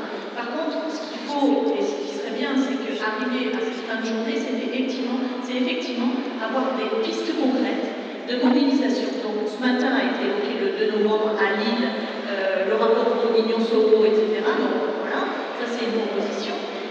Autre proposition, à Lille, je sais que le 26 novembre, peut-être que tu en parleras, il y a aussi une manifestation, une journée organisée, on en parlera après. À Lyon, il y a aussi, alors ça fait un peu de temps que les collègues de Lyon de la fonction publique travaillent sur la mobilisation, parce qu'il y a des compétences qui ont été dévolues à la métropole, à la grande métropole de Lyon, et donc ça n'a pas été ça de poser de problème. Et du coup, ils sont en réflexion, et le 11 décembre, la réflexion porte sur formation, métier, carte métier. Voilà, donc il y a déjà des initiatives, mais par contre, le but, c'est quand même de créer du réseau, de créer de la mobilisation, de créer des sémages, de créer ce réseau de solidarité. Parce qu'autrement, effectivement, le constat, on sera d'accord entre nous, mais ça suffit pas. Ça suffit pas. Il faut effectivement qu'on ait des pistes et vers où aller. Joël.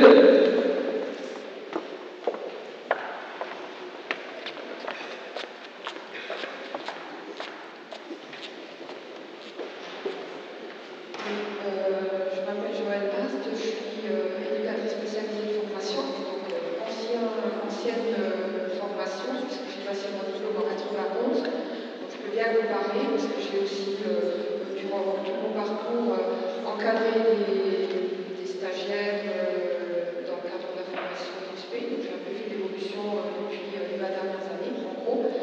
Je suis aussi titulaire de l'infirmerie, chef de service, donc je peux aussi donner quelques infos concernant cette formation et concernant justement les postes qui sont offerts à la sortie de ce diplôme. Et donc je voulais intervenir sur la formation par rapport à la jeune collègue qui a passé son diplôme d'EduxP il n'y a pas longtemps, pour aller dans le même sens qu'elle, à savoir que le profil des étudiants, bien évidemment, est en train de changer. On recrute à l'entrée des formations d'éduc, des formations d'assistants sociaux, des formations café-ruisse et des formations CAFDES, des gens selon leur profil. Déjà, donc les écoles sélectionnent déjà des gens qui ont certains comportements. Pour par exemple passer le CAFDES, pour répondre à la jeune fille qui vient de passer, la Maya, il faut faire une note de direction pour pouvoir être admissible à la formation CAFDES.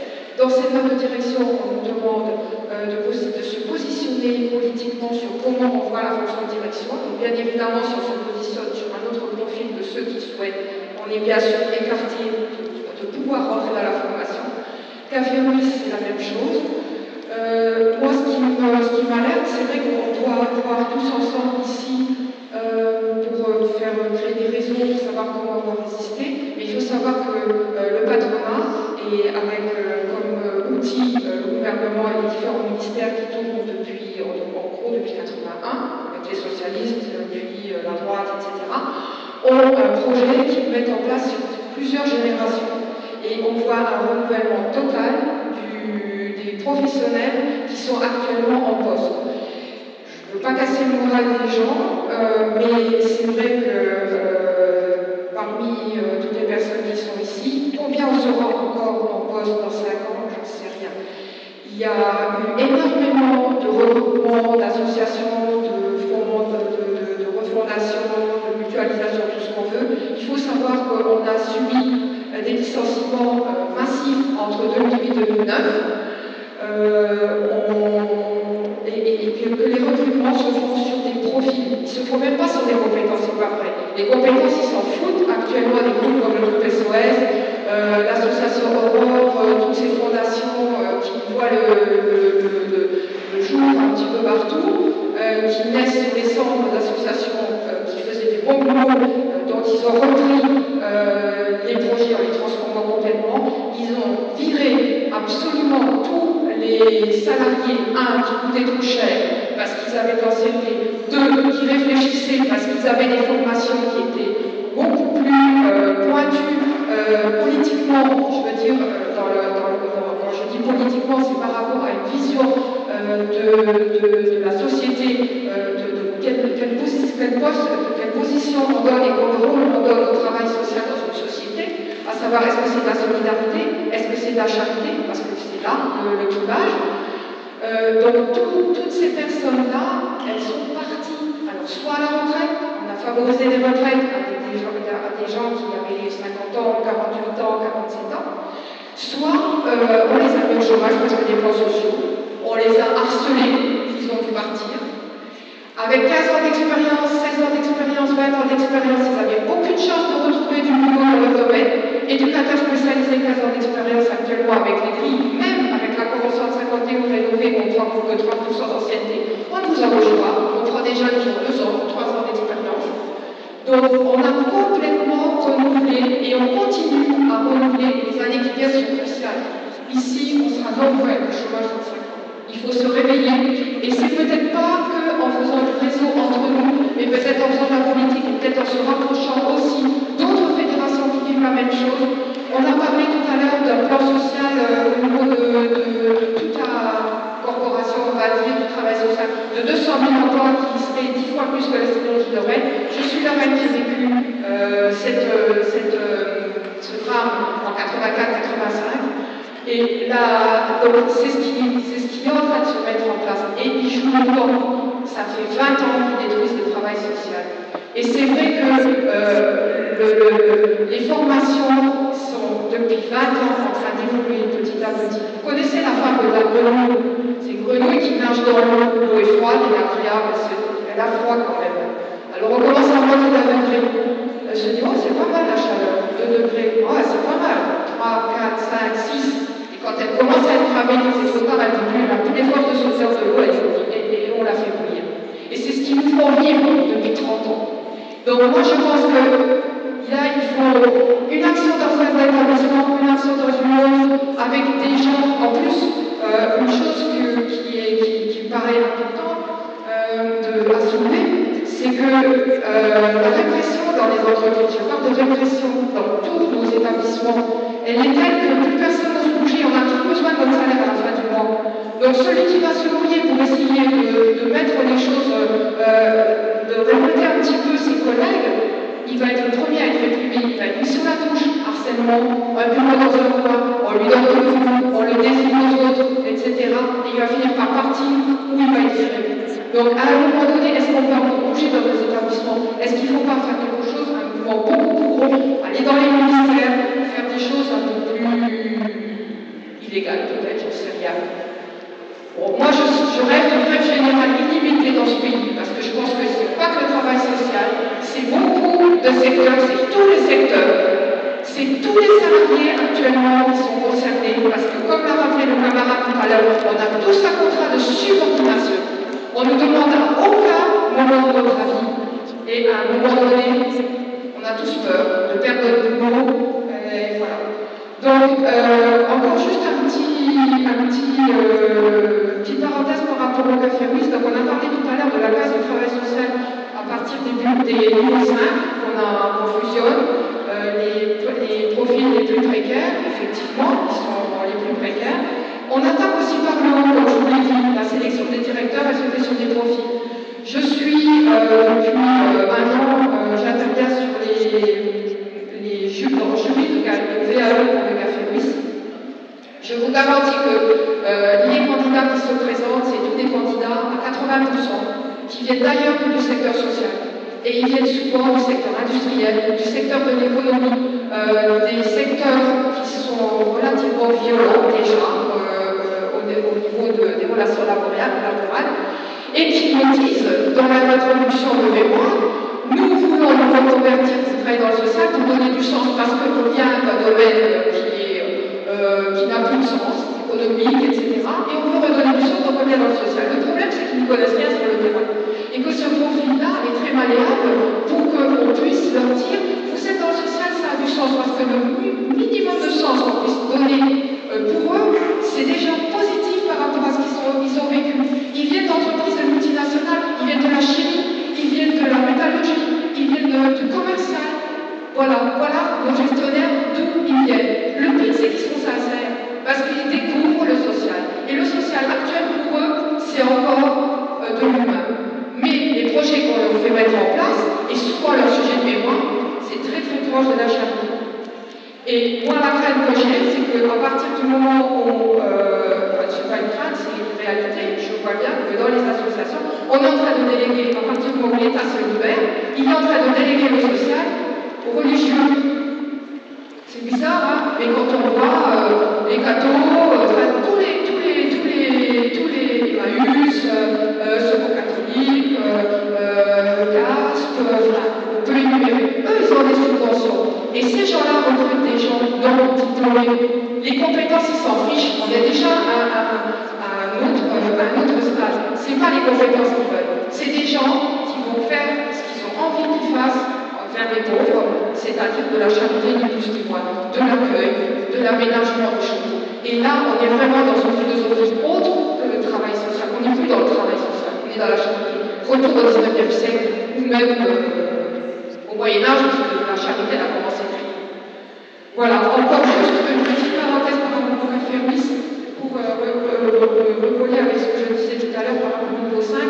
Le référendum, il faut savoir que, comme le CAPDES d'ailleurs, ce sont des diplômes qui ne sont pas intégrés dans la promotion. Donc on est déjà aussi dans la casse par rapport à une fluctuation des rémunérations. Dans un référendum, on peut être responsable d'établissement, chef d'établissement, éventuellement directeur, chef de service, responsable de ci, responsable de ça. Et le salaire, il a la tête du client. Et il faut savoir que le salaire de base, quand on démarre, il a 1600 € net. Voilà, je vous le dis, bon, je ne sais pas si vous avez au-dessus de vous des chefs de service, tous les nouveaux chefs de service qui sont recrutés actuellement, il faut savoir qu'ils ont ces salaires-là. C'est-à-dire que c'est bien inférieur à un salaire d'XP qui a 15 ou 16 ans d'expérience, mais à l'ancienne, bien sûr, pas repris avec la nouvelle convention de 51. Voilà. Voilà tout ce que je veux dire. Alors, en termes de... Juste une chose, c'est qu'en termes de lutte, moi, où je suis dans la réflexion, moi, je me dis que, certes, il faut vraiment mobiliser nos collègues, mais il faut les mobiliser sur quelque chose de plus gros, parce qu'effectivement, c'est pas un train d'avance qu'ils ont, c'est un petit TGV qu'ils ont. C'est 30 ans qu'ils ont. C'est depuis 82 qu'on remet en cause complètement le travail social et la philosophie du travail social. Il faut savoir aussi, moi, il y a quelque chose qui me tient à cœur, que défendait Michel Chauvière, dont on a parlé plusieurs fois là, c'est que pour moi, le travail social, ce n'est pas nous, professionnels, et eux qui ont besoin d'aide, mais c'est une solidarité. C'est-à-dire qu'on fait partie de la même société. Et un jour, on est d'un côté du niveau, un jour, on est de l'autre côté du niveau. Voilà. Donc, à un moment donné, est-ce qu'on veut une société où on fait de la charité, où on estime que nous, on est au-dessus d'eux parce qu'on est mieux loti, on a un bon salaire, on a une profession, on a ci, et eux, ils ont besoin d'aide, ou est-ce qu'on considère qu'on est dans la même société et on travaille sur la solidarité? Mais bien sûr, en défendant nos métiers, en défendant nos qualifications j'y tiens, et pas nos compétences. Les compétences, on en a tous, voilà, mais ça s'acquiert au fil du temps. On a des compétences dans tous les niveaux, et pas uniquement dans le professionnel. Mais le débat, là, pour moi, il est déjà dépassé. Parce qu'on recrute des gens sur des profils actuellement, à tous les niveaux. Voilà.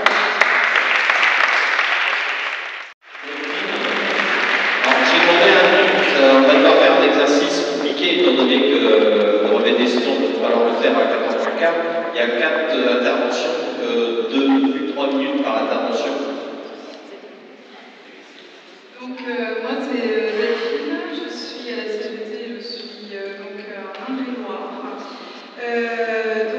Moi, je suis éducatrice spécialisée dans un centre médico-social défini. Et donc, en même temps, nous, en fait, en Indre-et-Loire, on s'est regroupés en fait avec RSU Sud et puis des non-syndiqués pour en fait faire un groupe pour travailler sur comment en fait réagir par rapport aux états généraux du travail social qui sont en ce moment en train d'être vus donc, au niveau du gouvernement. Donc nous c'est depuis 2014, ça doit être même 2013 qu'on a commencé à se regrouper. Et on a fait carrément une journée d'études, donc en juin 2014, pour essayer de voir un peu ce que nous on attendait du travail social. Donc il y a énormément de monde, on était presque, je ne sais plus exactement le nombre qu'il y avait, mais on était très nombreux du coup à cette réunion-là. Et maintenant en fait, c'est à l'issue de cette réunion qu'on a continué à faire des thèmes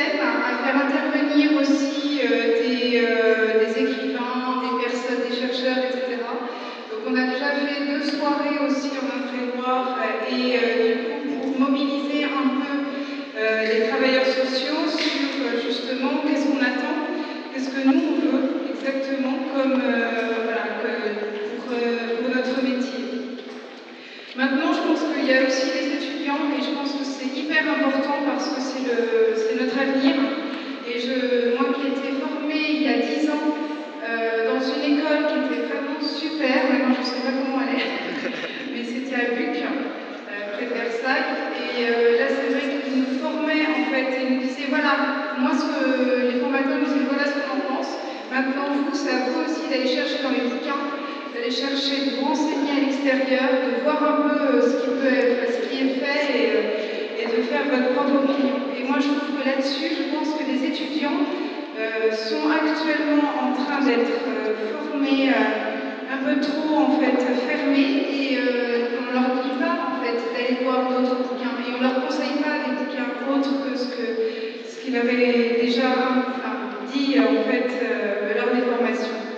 Donc voilà, c'était pour vous dire un peu ce qui se passe dans le monde.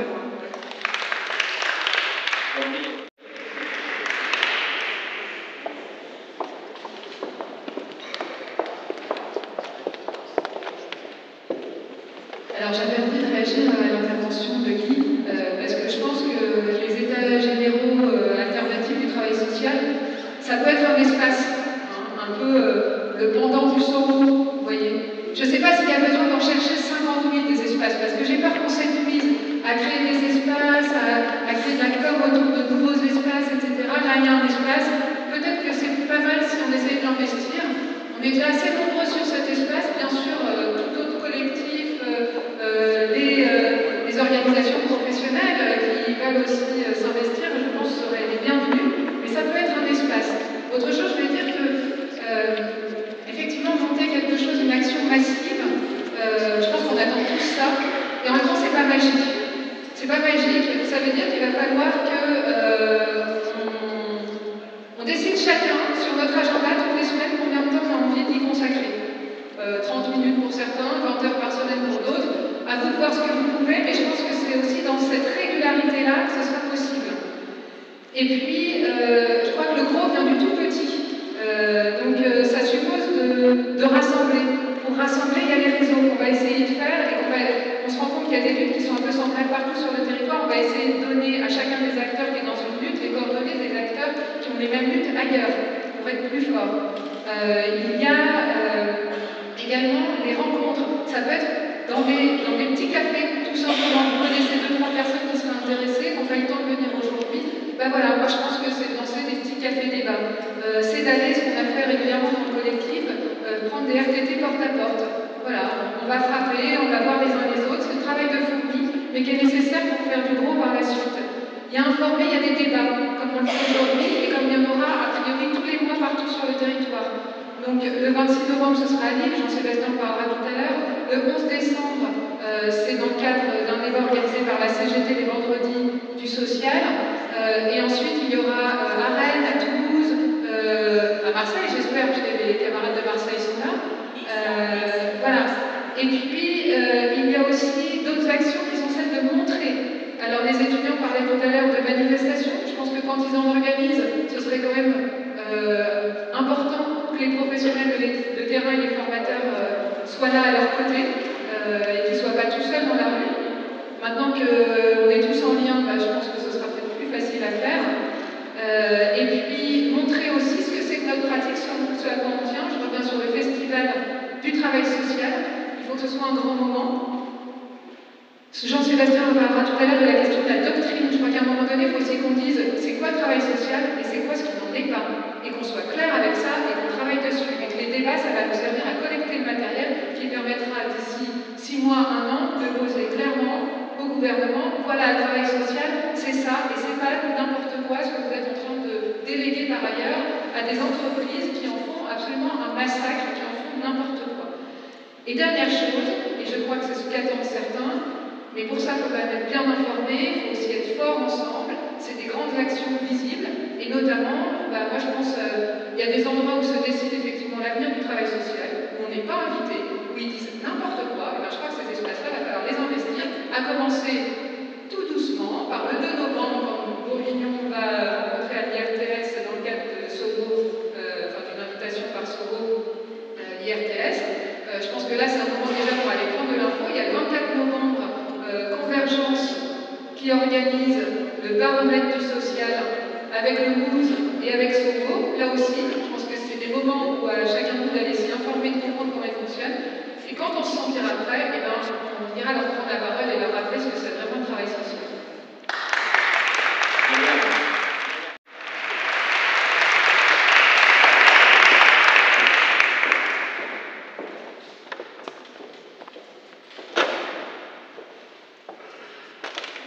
Bonjour, c'est Myriam, je suis éducatrice de jeunes enfants au conseil départemental de Bouches-du-Rhône, je travaille en PMI. Moi, je voulais juste interpeller tous les camarades et les collègues travailleurs sociaux qui sont là, nos collègues aussi sur le plan national aussi. Juste pour rappeler, dans le cadre de la défense de nos métiers et ce projet de réforme des métiers qui a été conduit par le rapport Bourguignon, parallèlement à ça, je rappelle quelque chose que tout le monde connaît, c'est que François Hollande, lors de sa campagne présidentielle, il s'était engagé à ratifier les accords de Bologne, qui doivent être ratifiés théoriquement, les accords de Bologne qui sont la retranscription au niveau européen, au niveau 3 des 4 métiers du travail social. Nous, j'interpelle tous les collègues qui ont pu siéger dans différentes commissions concernant les états généraux. Où on en est de cette ratification? Nous, de notre côté, on a interpellé la Commission européenne, nous, le conseil CGT, Conseil général, on a essayé de trouver quelqu'un, la Commission européenne, pour savoir où on en était de la date butoir de cette ratification. C'était le 31 décembre 2015, on n'a rien trouvé au niveau ministériel, au niveau du gouvernement par rapport à ça. Donc moi, je réinterpelle nos collègues au plan local, mais aussi au plan national, pour savoir comment, aujourd'hui, on va décider de quelle action on va mettre en œuvre chez nous, dans nos coins, mais aussi au niveau national, pour faire payer ce gouvernement sur cette réforme de nos métiers et pour faire payer le gouvernement sur la ratification des accords de Bologne et le passage en niveau 3 de nos métiers. Nous, juste pour dire, par rapport à des actions qu'on a déjà en route, nous, le 10 novembre, on organise à Marseille une deuxième journée de débat et d'échange sur la réforme territoriale, la mise en place de la métropole qui va se faire chez nous sur Marseille et tout le département au 1er janvier 2016, où on invite tous nos collègues de la fonction publique territoriale sur le département, mais aussi plus largement. Il y a des camarades du Var et des autres départements limitrophes, Perpignan, qui vont venir nous rejoindre, et vous êtes bien sûr invités. On a aussi interpellé nos collègues des métropoles mises en place, Lyon, Toulouse et Nice. On organise une journée sur le secret professionnel de débat avec des intervenants, et on est toujours en lutte aussi sur notre collectif départemental qu'on a initié depuis plusieurs années déjà, avec tous nos collègues du secteur privé, des associations et des collègues de la CAF, etc. Voilà. On l'a chargé. Je vais faire le deuxième tour. Vraiment, vous êtes intervenu 1 minute 30. De façon à ce que les décisions puissent se faire avant 4 heures. C'est l'appel à la grève générale, alors.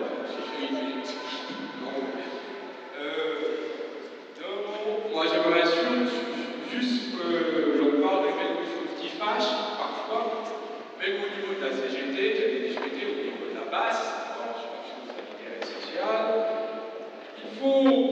C'est vrai que cette journée, on en a parlé, même si ça paraît plus certain de la routine parce que leur engagement au quotidien, etc. Mais il faut un minimum de méthodologie. Deuxièmement, je pense qu'il faut que l'on se parle et qu'on se comprenne sur certaines choses. Je pense que l'AVE a été comme une fenêtre de tir sur laquelle souvent les directions, nos établissements se sont engouffrés pour nous faire du mal et aussi être dans un paradoxe terrible avec les écoles de formation.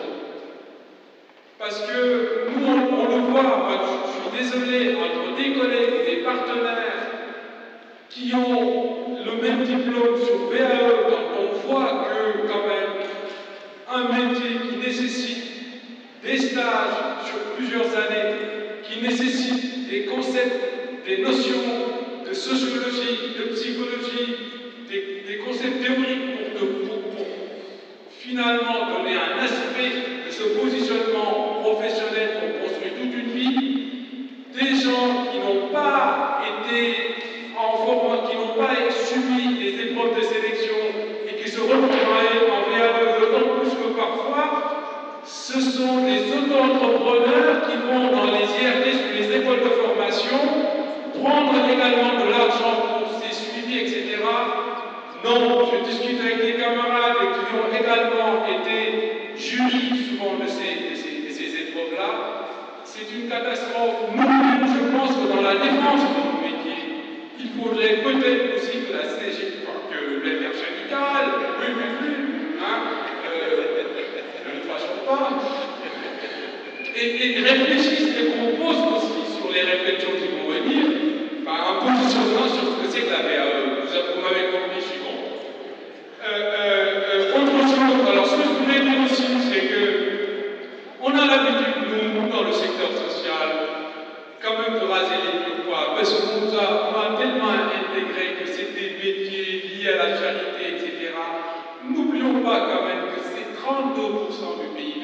Je ne vais pas rentrer dans cette cantophrénie, mais on est des responsables de famille, on est entre guillemets des gens qui consomment solidairement ou pas, tout ce qu'on veut. Donc on est quand même, qu'on n'est pas seulement des gens qu'on finance entre guillemets dans une espèce de bureau obscur qui est des âmes charitables. Non, on peut aussi se servir de ces arguments-là, et je l'espère, avec une expertise, avec des gens compétents, etc. etc. Donc on m'a demandé de faire court. Alors pour faire court, je vais quand même proposer des solutions. Je fais aussi. On va aussi dire au final, parce que là, souvent les travailleurs sociaux sont très experts sur le diagnostic, sur l'analyse, mais quand on leur dit selon certains campagnes, évidemment, qu'est-ce qu'ils proposent, alors là, non. Je pense que la dynamique est amorcée. Je pense qu'il faut, à l'image de l'ensemble des luttes, partir sur des choses concrètes, avec une plateforme qui ne va pas être pléthorique, avec plusieurs choses. Je pense que la défense de nos métiers et de leur contenu et de leur pérennité doivent être déjà un premier socle.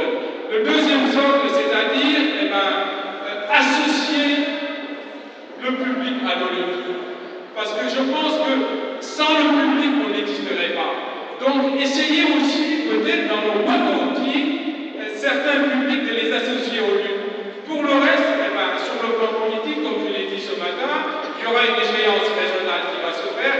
Chacun, la manière dont il est engagé dans son territoire, essayer de mailler, et puis ces différents collectifs aujourd'hui qui sont nés, faire une coordination et partir de cette date-là, pour d'autres dates, éviter au niveau national aussi cette usure qui fait que finalement les militants n'y croient plus. C'est-à-dire que peut-être il va falloir, au bout de 3 réunions sur 6 mois, arriver à quelque chose qui fasse que dans la rue, il faut que ça pète. Il faut qu'on milite sur ce que c'est qu'une grève et sur ce que c'est une révolte.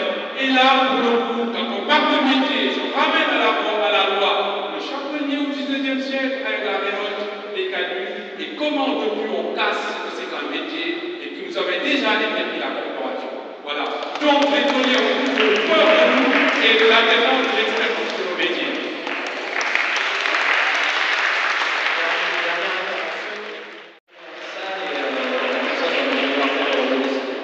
Désolé pour parler très rapidement, une proposition concrète. Je suis syndicaliste à Sud, à Seine-Saint-Denis, un territoire où il y a des luttes à l'heure actuelle. C'est-à-dire que le 4 novembre, les IME sont en grève et appellent à un rassemblement pour l'ARS.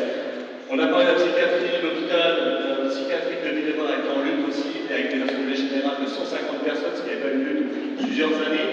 Donc on appelle concrètement, on en a parlé à quelques-uns avec les collectifs et les syndicats, sur notre territoire emblématique de la Seine-Saint-Denis, à une assemblée générale interprofessionnelle du secteur social qui pourra réunir aussi bien la PJJ, le public, le privé, les collectivités territoriales, le syndical et le social. Il y a une réunion de préparation de cette AG départementale le mercredi 30 novembre. Nous sera probablement la prochaine travail de groupe à 17h. Donc ceux qui sont intéressés, venez me voir, on en parle à ce moment-là. On fera la tournée de toutes les boîtes, de tous les réseaux sur le département pour inscrire ce mouvement de résistance dans la durée sur un territoire. Et ensemble, dans l'Assemblée générale, démocratiquement, on déterminera les modalités d'action qui nous semblent les plus opportunes pour rendre visible notre mouvement. On n'hésitera pas probablement à faire des propositions d'action médiatique et inscrire ça dans la durée. On vous invite dans tous les départements à utiliser le même outil